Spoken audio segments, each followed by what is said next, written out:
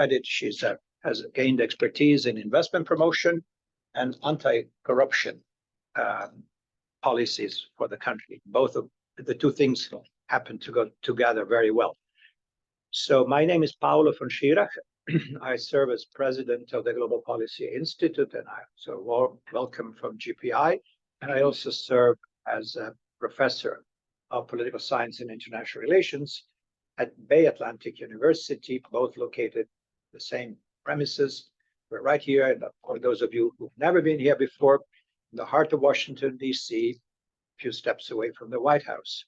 So without further ado, let me start by, again, welcoming our guest, who's here, among other things, as I understand, to attend the annual meeting, rather the spring meeting of the World Bank and the IMF, which, of course, it's all about global economy and major trends and what have you.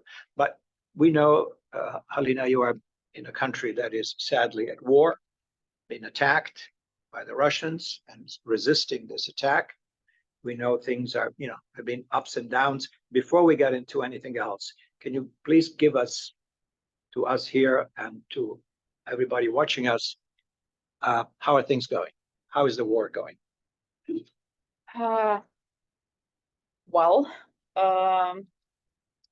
The thing is that this is a very new type of war and a very new type of challenge that Ukraine, of course, face it directly, but I think world in general face a new phenomena as well. So talking about what is going on in Ukraine now, since the beginning of the year, there were about Russia has launched nearly 1,000 of missiles. And you should understand that this is not the classical war. Yeah, this is not the war where military basically units fight against military units. But Russian strategy is to basically create a feeling of fear among the population. So basically, what they target is civilian objects and also residential buildings in many cases. Another thing that horrifies actually is that they usually attack Ukrainian cities at night. So their favorite time to attack is from 2 a.m. till 5 a.m., which makes people nervous because they can't sleep basically at night. They have to, especially those who care about their security or security of their children, they have to jump out of their beds and run to the shelters and stuff like that. So basically, this war is not about typical or traditional kind of things. It's all about the violation of all types of legislation, of all types of, I would even say, traditions of war.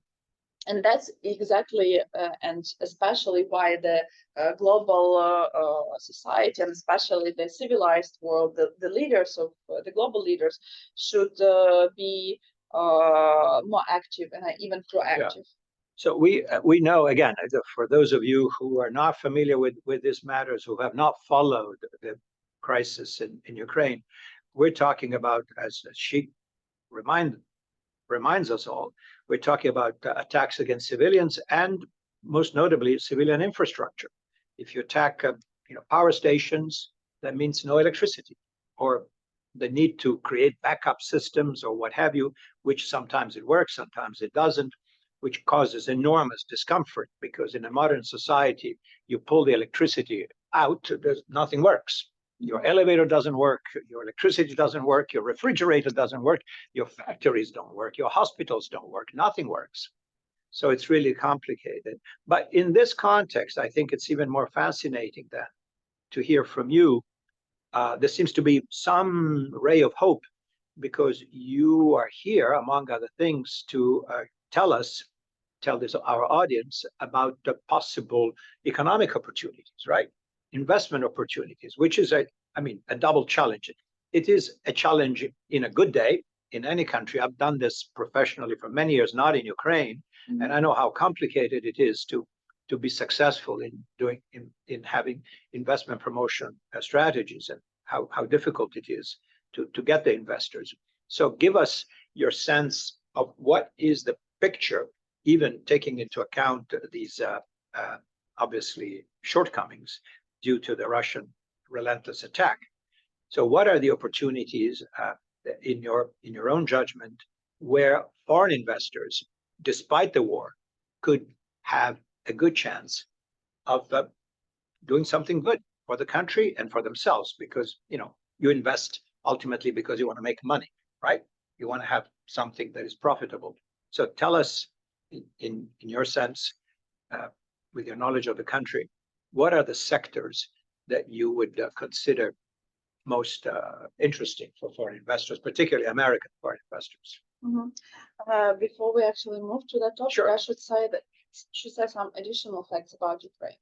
So Please. despite the fact that despite the Russian attempt to overcome the country within so-called 3 days, which they failed to do over the past 2 years, despite the attacks on electricity and heating infrastructure last year, despite the attempts to actually freeze people to death, people are very resilient. And I would say that all the institutions, both public and of private sector, are also very resilient, and they actually show a great sense of mobilization and also solidarity. So I have never seen such a kind people who are ready to help to a stranger than in Kiev nowadays. I have never seen the Ukrainian parliament and the government working so efficiently and providing such a quick response to what Ukraine is needed. For example, in terms of passing the legislation to fulfill the requirements for European integration, because we have some conditions we have to meet. And actually, this is something that our colleagues in European Union as well mentioned, that they can't be as efficient in Brussels, for example. They can't be as efficient as Ukrainian government in Kiev, despite the challenges that we face, despite some challenges that are going on. Same thing goes to the private sector. For example, if we are talking about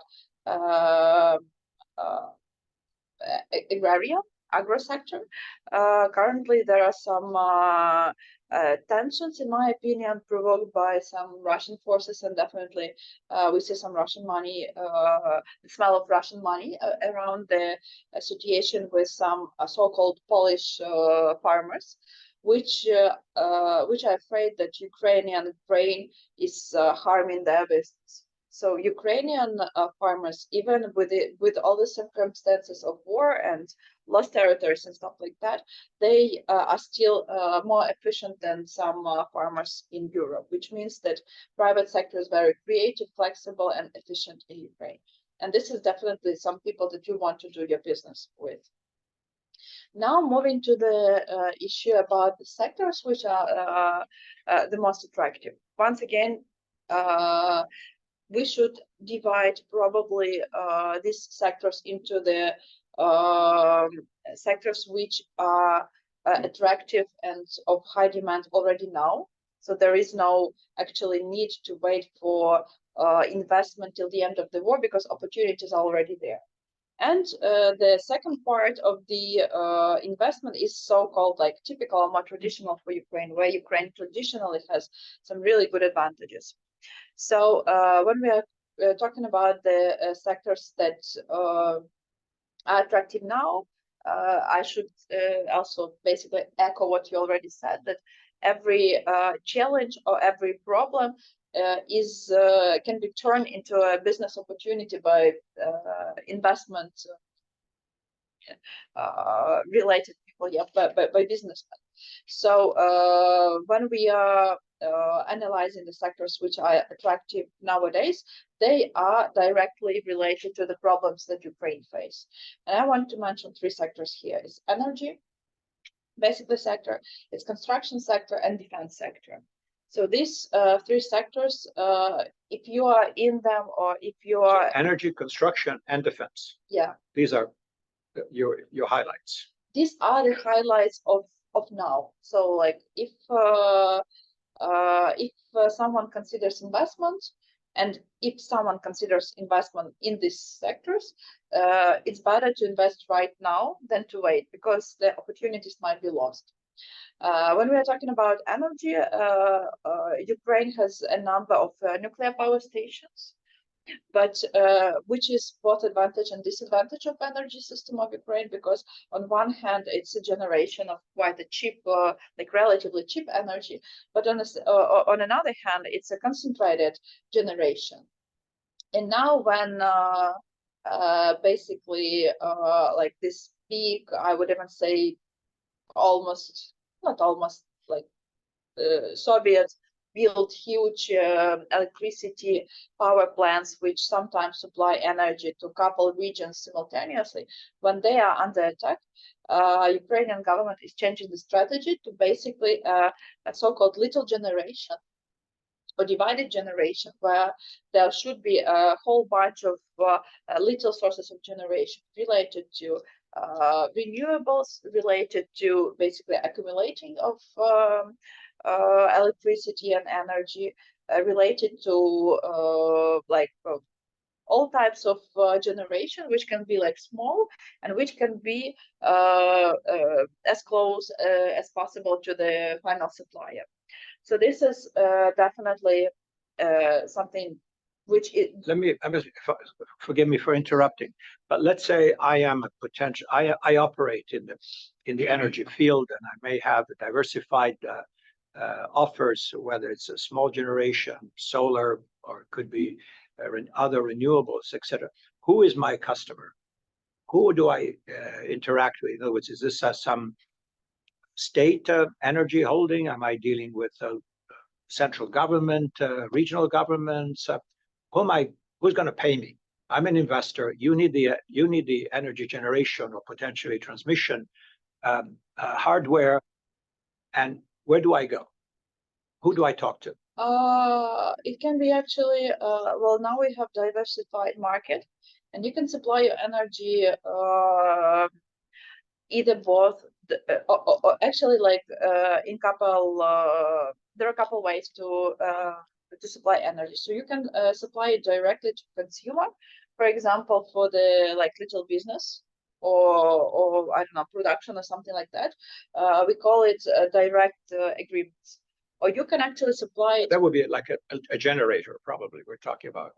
If it's a small business, what are they going to buy? It can be a bigger business, so any kind of production. But you can actually supply your energy directly to that production. Okay. For example, to the, I don't know, industrial park, which has a couple productions in the same place.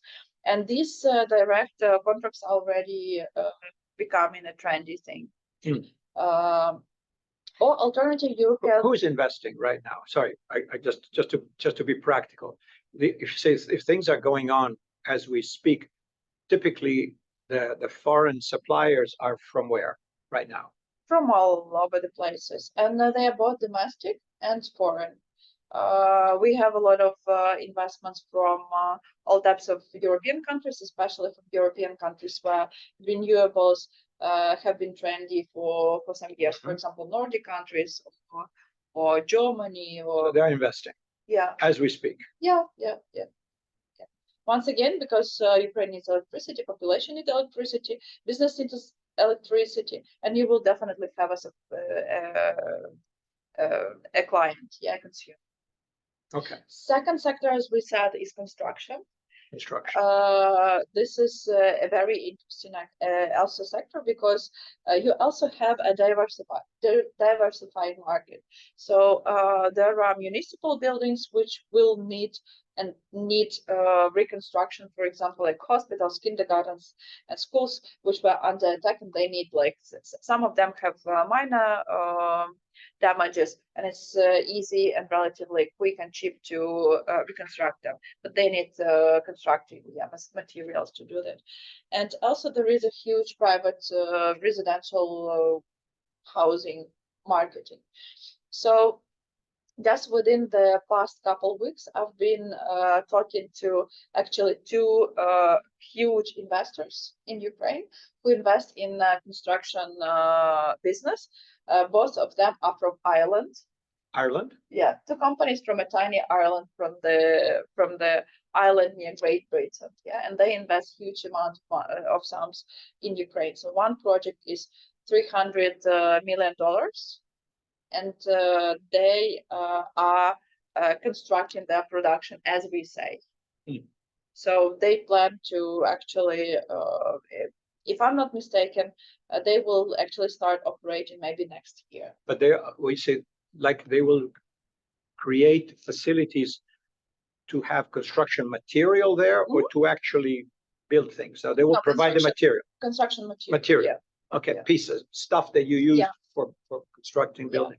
I mean, again, sorry, forgive me to interrupt here again, but when you have a country in which, as you pointed out, where the Russians keep lobbing missiles, it's kind of a thankless proposition to say, okay, we want to rebuild here, we want to fix this building that was damaged. And then what happens? And the Russians come back and bomb it again. I mean, is that, I'm sure people think about all this. So, but it's still worth doing. People want to do this now, as the war goes on.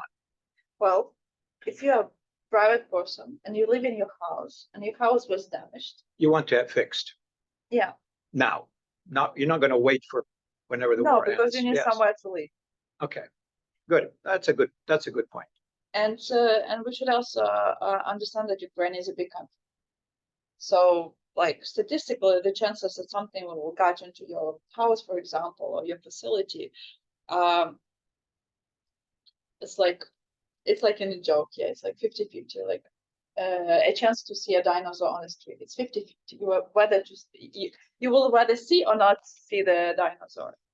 Yeah, but of course, especially when we're talking about like residential buildings, especially when we are talking about like some minor damages, of course, people are buying subscription to try to fix their houses because they need places to. Okay, we're not talking about building a new development. We're talking about fixing things. Well, actually, the interesting thing that the new developments are also taking place, especially in the western part of the country, because a lot of people have moved. We are talking about a number of relocated companies, a number of relocated productions, as well as relocated people. We call them internally displaced people, and they need some housing as well. So currently, because the proposition of the housing in the western part of the country is less than demand, the prices went up. And sometimes you can see that in a regional center somewhere in the West Ukraine, it's as expensive and sometimes even more expensive to rent an apartment than in Kyiv, which is the capital city, which is the center of everything, political center, economical center, business, cultural center of the country. And that's why a lot of people, especially domestic investors, they do consider and they invest in development of the new, basically, residential buildings. So you're talking about already commitments by the Irish companies to set up facilities that will turn out construction material that could be used for fixing things, for new construction, or for repairing facilities, homes, or what have you, damaged by the war. Then I have different types of questions, but then you got defense, right? Tell us about, well, that makes sense, country at war. What are the opportunities in the defense sector? I would say that Ukraine nowadays is the best time and place to invest in defense, because not only because there is a huge need for all types of products that can help like Ukraine to protect our cities and kick off the enemy from our cities and territories, but because their circumstances are basically organized in the way when Ukraine has, on one hand, has a number of various types of weaponry and equipment and ammunition, and our military units have to be creative how to use like simultaneously 155 and 152 calibers, for example, how to use like 3 or 4 different types of artillery and stuff like that. So they should be like very creative how to better use it on one hand. On another hand, they also have a lack of ammunition to that, so they have to either improve it if it is possible, or once again be creative in both tactics and the way you use the ammunition you have. And there is the third part of this puzzle, the army itself. Ukrainian army nowadays is not a typical army. It does not consist of the like military guys with military education and military background who have been in army for the whole life. Because after full-scale invasion, a number of people have volunteered to go to army. So now we have like all types of people in army. We have owners of businesses in the army, like millionaires are on the front line. We have inventors, we have engineers, guys who understand how to do like mechanical kind of things. So all types of talents are there on the front line, and they can use their background and their education in order to see how some kind of equipment or product might be improved to fulfill their missions better with a limited amount of what they've got. So that actually forced basically that forced a lot of the creation of I'm joking, of course, but every joke has a part of a joke. And given the circumstances, we basically now see hundreds of, I don't know, dozens or even hundreds of little R&D centers right on the front line of the tinkering, improving things, making them, adjusting them to the circumstances. There are about a couple dozen of different types of drones which were invented in Ukraine, and they are one of the best drones. For example, the Navy drones called Sea Baby. They've done a pretty good damage to the Russian fleet in Crimea, right? Yes. Yeah, but another joke that we used to have in Ukraine is that Ukraine without the fleet is managing to sink Russian fleet. Yeah, one of the like best, so-called best fleet, because we use creativity and these sea drones, which are less expensive than any types of missile or anything, sure. Missile, but also any type of fleet that you might have, and they are efficient. And the best part about like producing defense in Ukraine is that you can receive a very quick feedback. So basically, it's much cheaper and shorter and quicker testing model, and it's more efficient because it's very different to test it on the battlefield compared to a laboratory testing. Given this kind of a spontaneous mushrooming, as you say, of so many different localized R&D centers in the front lines or what have you, with people using their brains and their creativity and ingenuity to improve upon or adjust or re-engineer hardware, or maybe jamming equipment, electronics, what have you, guidance systems for drones. Who is your best partner, say, coming from the US? You want US companies to go and build new things or supply parts, components, or maybe specialized type of knowledge, which could be, for instance, in electronic warfare, which is a big part of what's going on the front lines.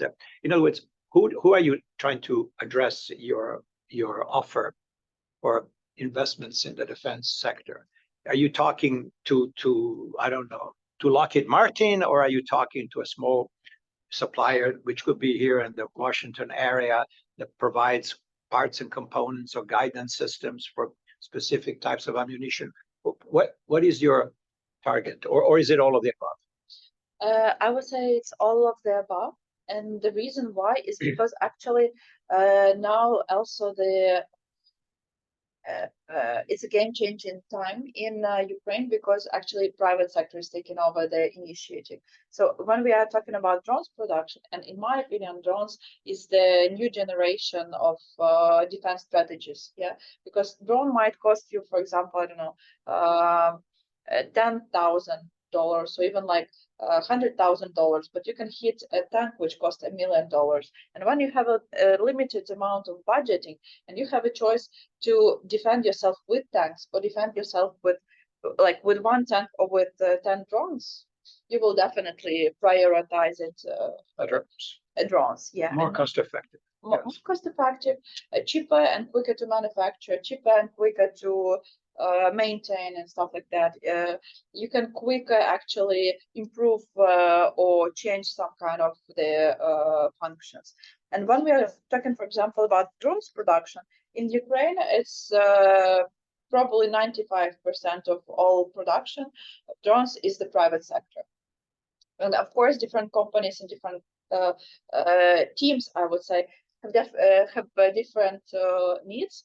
So, for example, some of them might need and will welcome, for example, some technological transfer to improve or especially make like a bigger drone, so those who can fly through there and stuff like that. So it might be like joint ventures when some maybe like technologies and some amount of funds come from US partner, and R&D part and some other like maybe like components come from Ukraine, and then organizational part.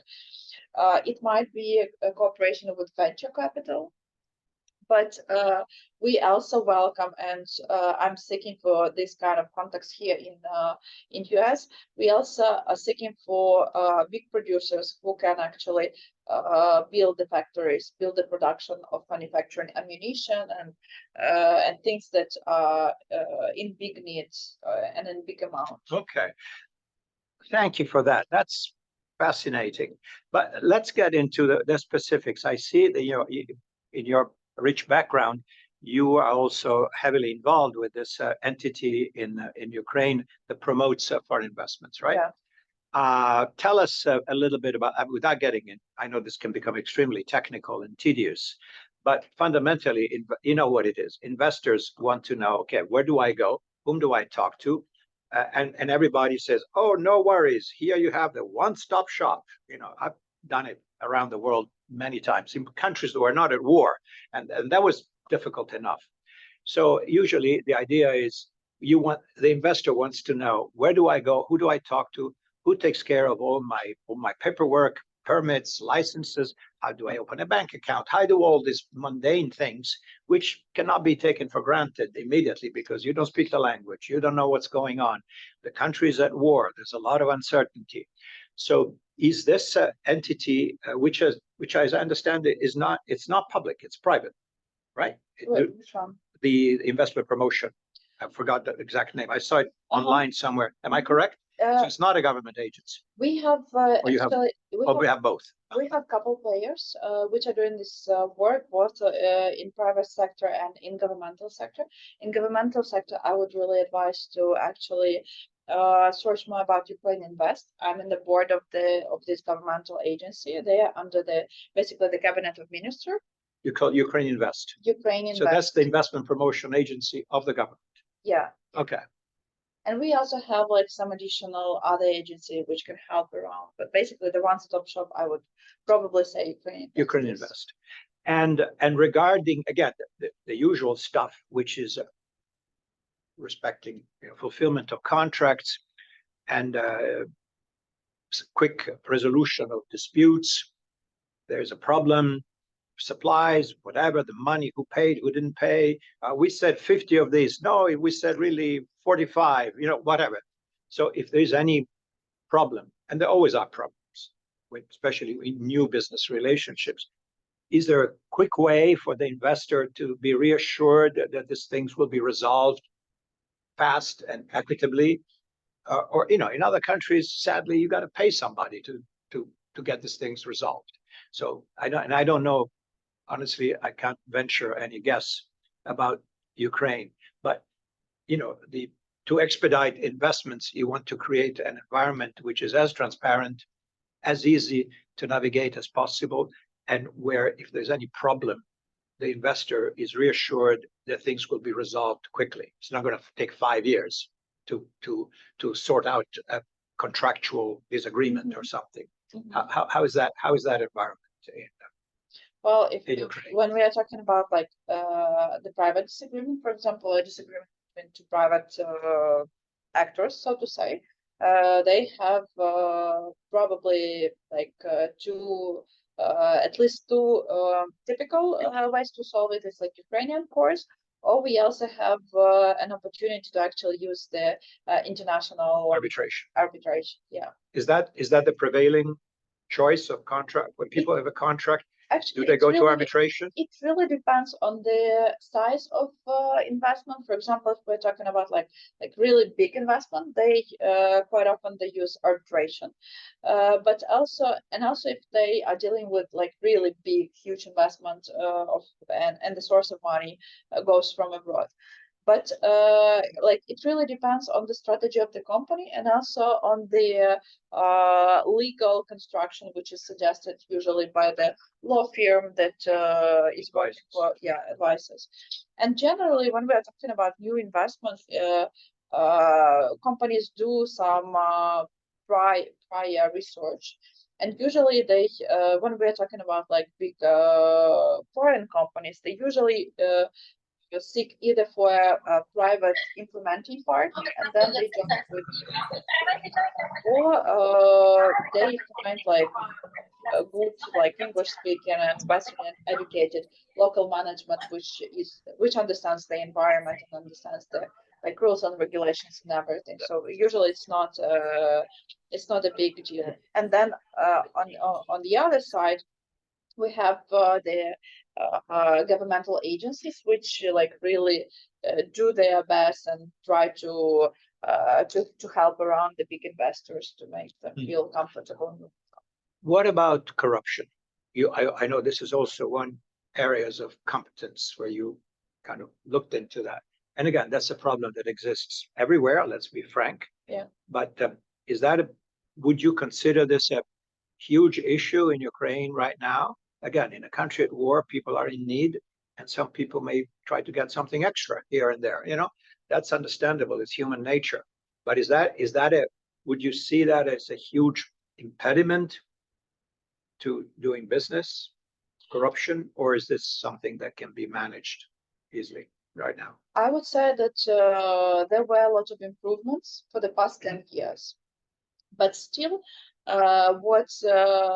what is interesting, what I find out that in many cases when people are talking about Ukraine, they at some point they ask this question. Although I would not say that the level of corruption is higher than in any given Eastern European, for example, country, maybe even smaller than in majority of some countries.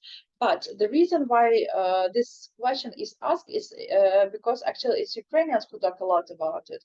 It's because that was our so-called national trauma. So the trauma of our whole society.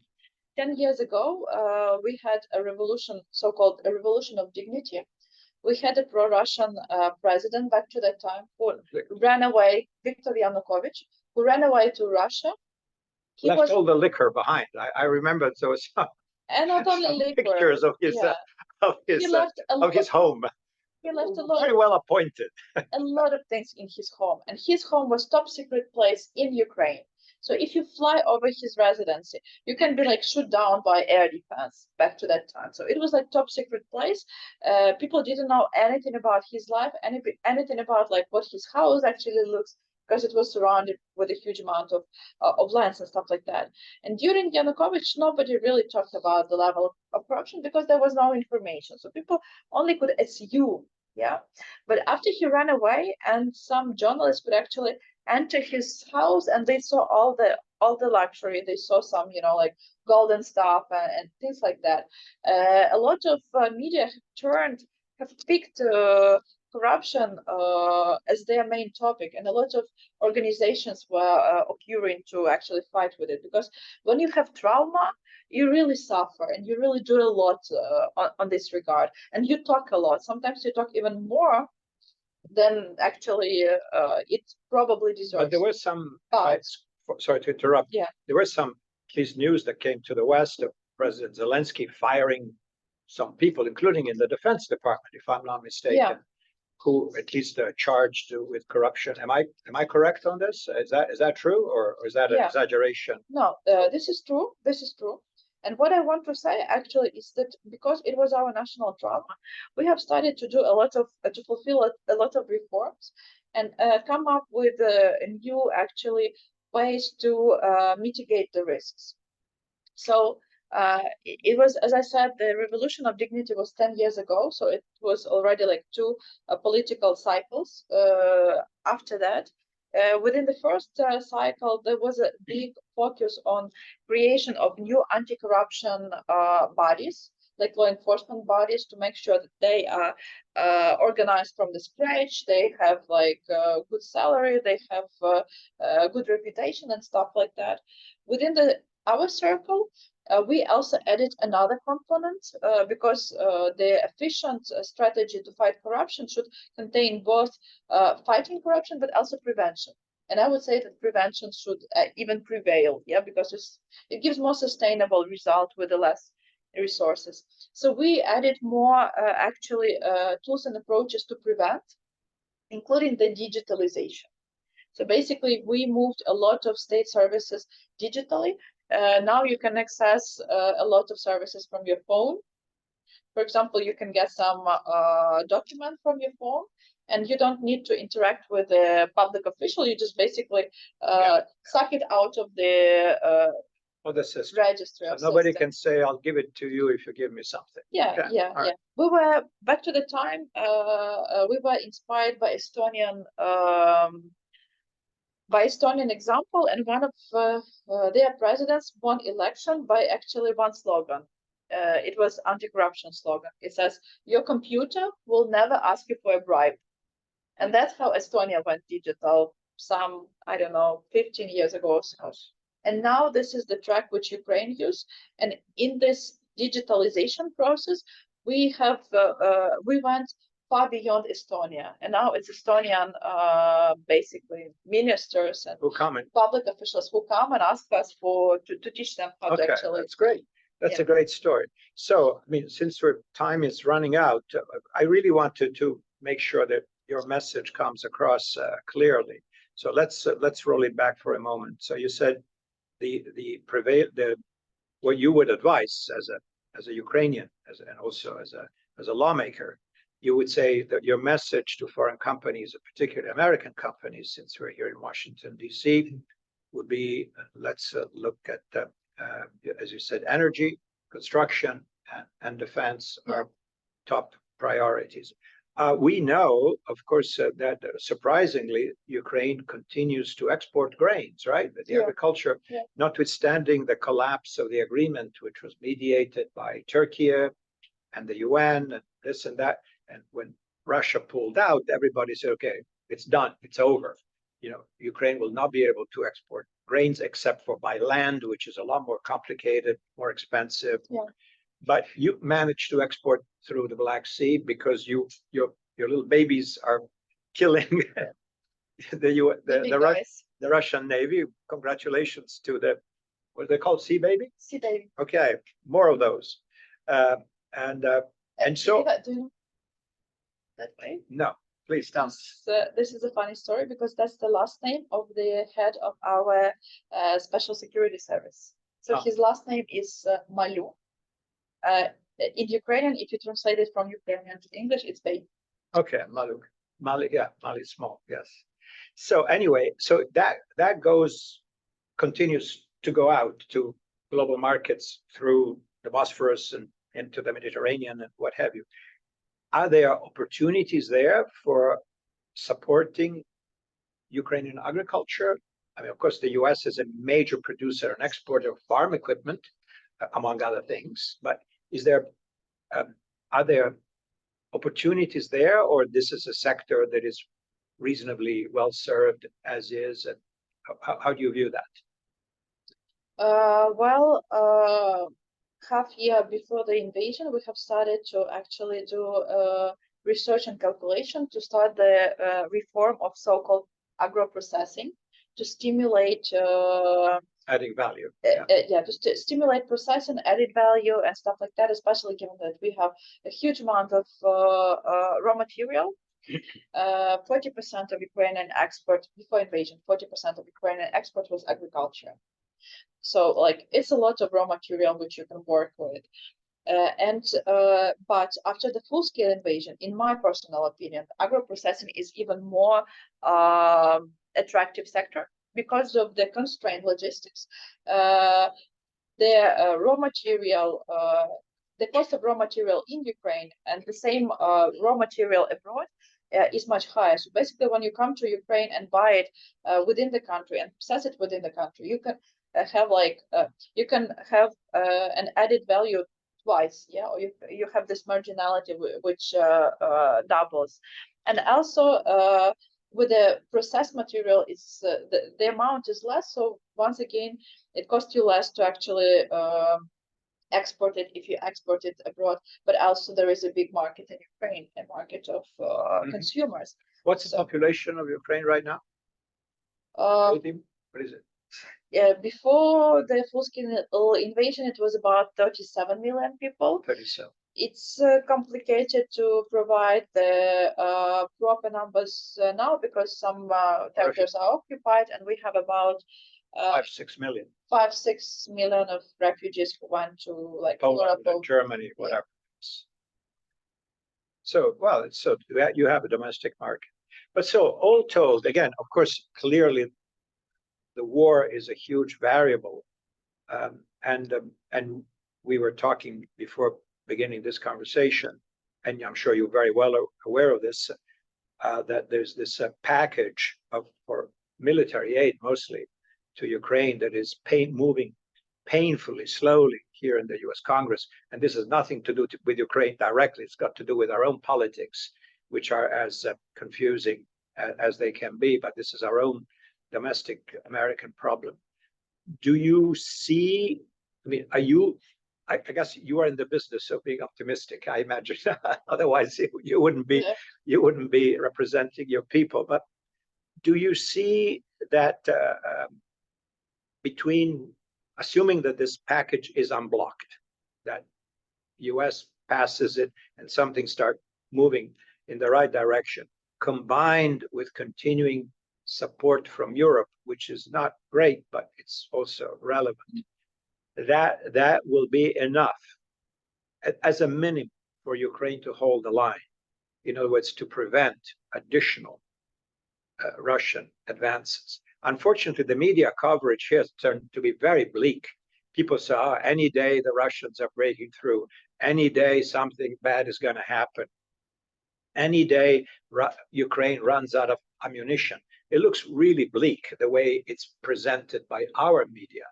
Give us your sense, since you are there on the ground, and tell us realistically, considering I think at this point, fair possibility of getting something from the United States, combined with everything else, and combined with the ingenuity of your own people. How do you see this progressing? We're now in the middle of 2024. If you say, come December, where are we? Are we still the same place with the borders where they are, or what do you see?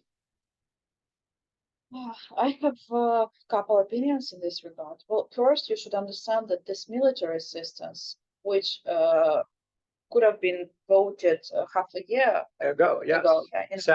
Sadly, yes. And it's not there yet. It's not only about holding the front line fighting of military guys. It's also, in many cases, it's about the lives of civilians. As I say, in Ukraine, we measure time not with days or weeks or months, as typically people do. We measure time with human lives.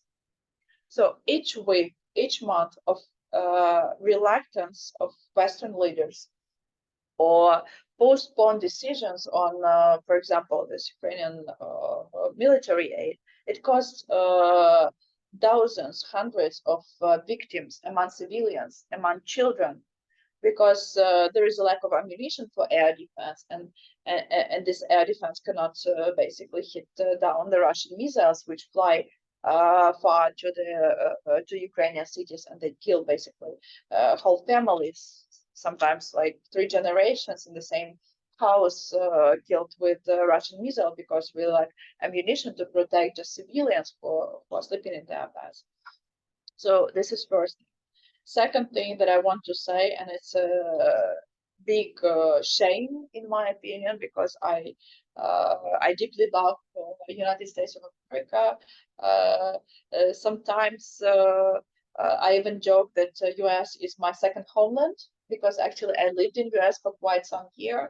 I came to US 20 years ago as a high school student, exchange student, and I lived here for a year, and I'm a frequent visitor. I have a lot of friends in US. I have some like family, relatives, and stuff like that.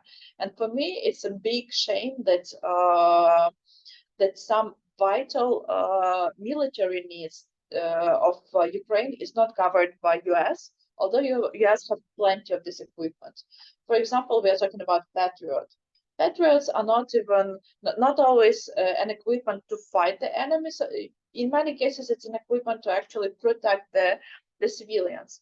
And in Ukraine, for a huge country, country probably as big as Texas, we only have two Patriots. Two batteries. Two Patriots. That's not enough. And the shame is they did not come from US. They did not even come from US. They were supplied by Germany. By Germany, that then got resupplied by the US, right? Yeah, yes. Yeah. But it was German initiative. It was not even supplied by US. And that's what totally breaks my heart, because I know there are plenty of Patriots on the stocks around US. And well, luckily, you don't need them as much as we need. Well, we see, we've seen a very effective operation, and it's completely, we're changing the subject here. But just a few days ago, we've seen the success of combined air defense strategies in Israel, right? Neutralizing a major attack by Iran. But in the case of Iran, it was one night. In the case of Ukraine, is every day, which is a different story. But do you think that, all told, considering all these deficiencies, and I think it's shameful that America is not where it should be, leading. But unfortunately, we've got our own system, and legislation needs to be passed by Congress. Congress is deeply divided because the country is divided, and we have elections, all that. And the bipartisan support that the cause of Ukraine had until not too long ago. I remember when President Zelensky was welcomed, giving his speech to the Congress like a hero. And then the next time he came, the Speaker of the House didn't even want to have a picture taken with him, which tells you a little bit of a change of atmosphere. That was Kevin McCarthy, who's now lamented as a great guy, because he did very well compared to this one. So this is where we are. Anyway, this is our problems, and unfortunately, there's not much we can do right now. But so, are you optimistic to, as we are trying to wrap up here, and maybe we can? Are there any questions, Ilona, from online? Oh yes, we have questions from the audience. So okay, let me shut up and allow my colleagues to ask some questions. Sean. I have two questions that are very good. The first one is, what do the global risk management groups say about investing like KPMG or McKinsey or Boston Consulting? Do they think that for investors it's worthwhile to invest in the country? I mean, what is your rating? The second question, when it comes to investment building up, we talked a lot about construction, working on infrastructure, and working in other sectors. What about the workforce, the labor force? I mean, obviously you have a lot of this in some of these sectors like construction and energy, traditionally male-dominated workforces. Their efforts are geared towards the fighting. Is it like the U.S. wartime economy? Women are moving into the sector to replace men who are off fighting battles, or what is the situation, particularly with respect to internally displaced people and those who have left the country? These are two very good questions. First, the war risk, of course, for many companies, especially those who have not been operating in Ukraine before, that's a big constraint.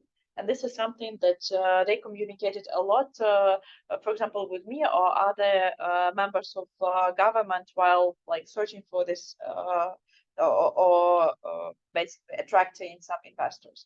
So in order actually to mitigate that risk, I'm not sure if I mentioned it during our conversation, but since 2022, we've held negotiations with the two biggest insurance agencies in the world, which one is MIGA. This is the insurance agency under the World Bank, and another one is Pure American. Is DFC, the Development Financial Corporation. So both these agencies have started to provide war risk insurance for domestic and international investors in Ukraine. Basically, with this insurance, you don't really have to, your headache is significantly decreasing related to war risk insurance. Moreover, I should tell you that while it was unprecedented to even take these decisions, now, if I'm not mistaken, 19 more countries have started to provide war risk insurance for their investors if they invest in Ukraine. So we are talking about a number of European countries, United Kingdom, Poland, Italy, Germany, and many, many other countries. They do provide war risk insurance. Talking about forced labor, now it's also a very good question, because the structure of forced labor is not constant, so to say. Yeah, we do have an issue of men who are recruited to army, but and it's relatively big amount of people. So we're talking about like 1 million people who are currently in army, but a number of them were either served as military for many years or volunteered to join the army during the first couple months after the full-scale invasion. Of course, now we have another campaign of recruitment. But this being said, I should also say that especially if you plan to actually make production somewhere in the central part of the country, or especially in the west part of the country, we also have about 5 million of internally displaced people. So people who came from other regions, and they are seeking for basically accommodation and also for work. So out of 5 million people, you can definitely find some good talents for your investment. Any other questions? Yes, Richard. Question towards suggestion. Why don't you label this preemptive marshalling? So that that shows your optimism. And then start lining up the major years to rebuild the country. Countries in the sham don't have to be rebuilt. How was your inserted in it? So I just, again, I don't know anything specifically, but I really appreciate your presentation.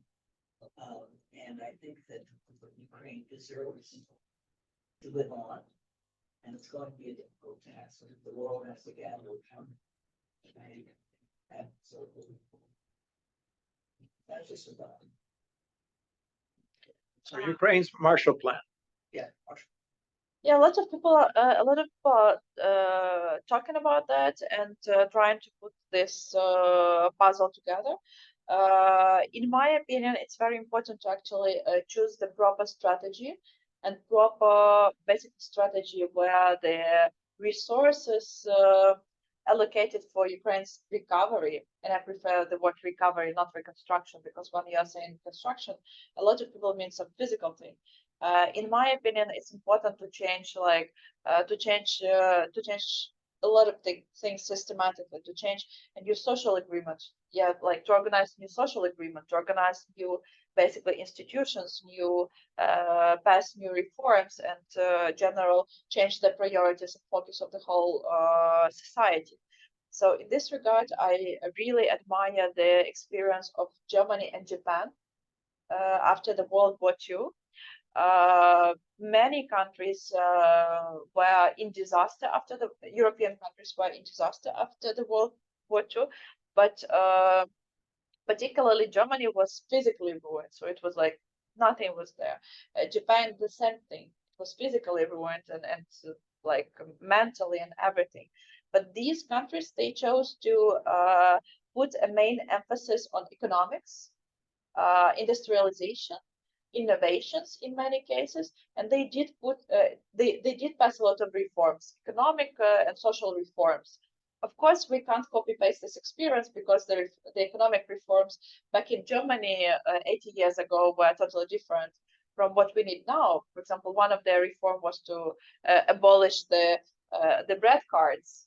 It's stupid to even talk about it. But back to that time, it was a symbol of moving from the planned economy to a market economy. And now we need to see like what can be done now to make business community feel freer, be more innovative, more proactive and stuff like that, create a better environment for them. In many cases, the Ukrainian business environment is already there because we have extremely innovative private sector, which is in many cases the source of innovation. For example, I already said that Ukraine now is the most digitally advanced country in Europe. We have majority of our documents are online. For example, if police stops me in Ukraine, I can show either a plastic, as in US, or I can show them my phone. And they can actually like check that my documents on my phone are real through like QR codes and other type of system. I can provide, I can get a lot of like various kind of license information, documents and stuff like that from the state without even like calling someone or writing emails, not even mentioning the travel. I just take my phone and in 2 minutes I have all the documents I need from the state on my phone, and then I can. Would you say that everything is now on e-government, practically, or are there still things that still need to be digitized? Not everything, but it's a lot of things. And our ministry, we even created a special ministry, a ministry of cyber transformation or digital transformation, and they are the most efficient ministry in the cabinet of ministers. But in many cases, when our Ukrainian refugees actually travel to for example, to European countries, they are shocked with the fact that in many cases they can't obtain the services that they want from private sector. In Ukraine, you can obtain, you can receive a service any time of day. You can receive a service on Sunday because private sector is very flexible and very innovative and very client oriented. And for example, so coming back to this digital transformation and having all the or majority of services online through your phone, actually, we as a government were inspired by private sector, by a bank, Ukrainian bank, and it's purely Ukrainian bank. It's not like a daughter of a foreign something. So they were the first one who created a mobile application and put a lot of services online through your phone. So in that bank, even 10 years ago, you can open an account with your phone without traveling to a bank office. You could wire transfer through your phone. You could pay taxes. You can buy tickets, everything through your banking account, through your phone.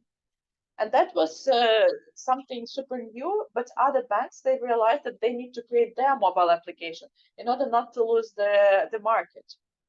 And that's how all banks in Ukraine have started to develop their mobile application.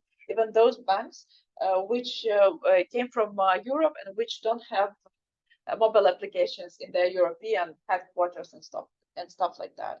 So the like general environment in private sector is very favorable. So it's full of innovation, full of proactivity, and full of client like being climate oriented. Well, thank you. We're really grateful that you give us this. We've got a question. Where would you assume?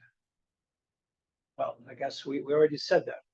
The investor, is that the question? Where would a U.S. investor start to find valuable projects? Well, she's told us, but do you have a Can I ask to make sure that I understand, Arnie?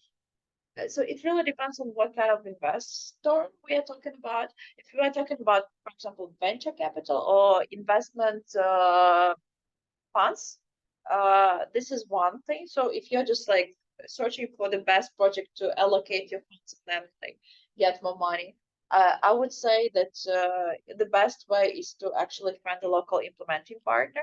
And I think Ukraine Invest, or even myself as a member of board of Ukraine Invest, as well as a secretary at National Investment Council, can help with that, like pair investment with the projects. If we are talking about actually companies who manufacture something, that will be a different strategy. So it really depends, but I will be happy to actually answer additional questions later on, and I can share my contact information, emails, or anything needed. Well, thank you, ladies and gentlemen. Thank you, Halina, for being with us. And I personally come out of this with a sense of optimism.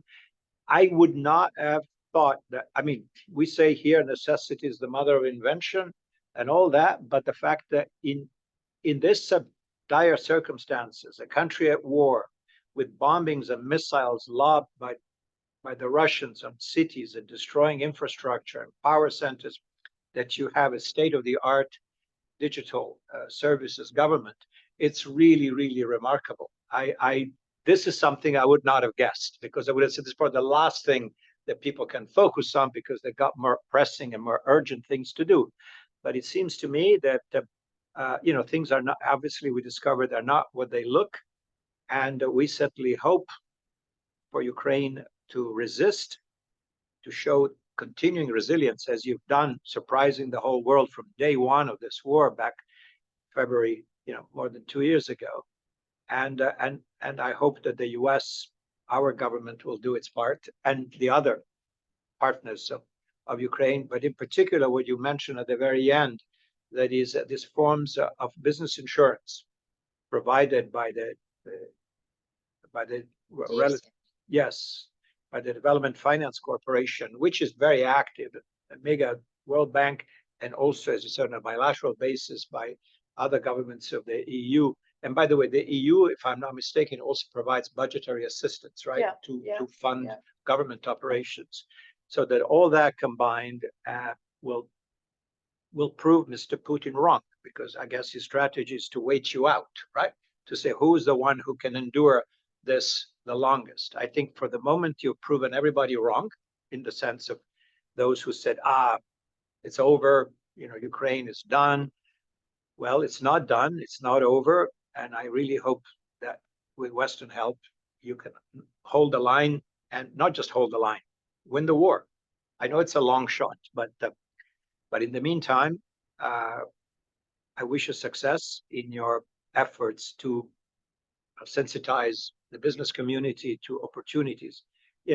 I'm not telling you anything you don't know, but things that work very well are roadshows. I guess you're part of that, being here, but you should send yourself and your colleagues and representatives in the US and around the world, because nothing works better than going to meet people and tell them where the opportunities are. For whatever it's worth, you have a lot of competition. Everybody's doing it. So, but Ukraine is a special case. So with that, ladies and gentlemen, thank you very much for your participation, on those who joined us online, our colleagues here, our students, and thank you, Halina. And I really appreciate it. Thank you. We'll keep in touch. We'll have you again, okay? Thank you. Thank you. All right, this concludes our event today. Thank you, Ilona.